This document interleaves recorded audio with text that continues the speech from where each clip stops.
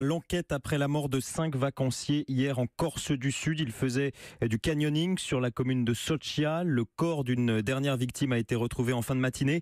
Jean-Sébastien Soldaini, plusieurs éléments laissent penser que le guide a commis une imprudence. Exactement, plusieurs personnes avaient repéré que les conditions météo n'étaient pas tout à fait favorables.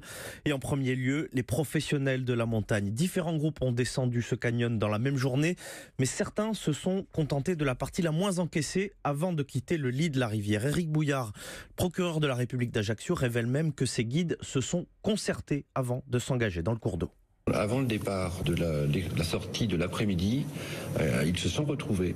Ils ont discuté de savoir qui ferait quoi. Certains avaient indiqué au guide qui encadrait le groupe en question que les conditions ne leur apparaissaient pas réunies pour effectuer cette sortie et lui avait déconseillé de faire cette sortie. Quand les conditions s'étaient vraiment dégradées, sont revenus vers son groupe en lui indiquant qu'au loin il y avait un dégagement de vapeur de brouillard qui leur laissait à penser qu'il pouvait y avoir un risque de crue et lui avait demandé de sortir, ce qu'il n'avait pas fait. Et ce sentiment d'insécurité ne concerne pas que les guides de montagne. L'une des membres du groupe, surpris par la vague, avait même demandé à s'arrêter. Elle a pu sortir du canyon laissant son mari et sa fille de 7 ans continuer.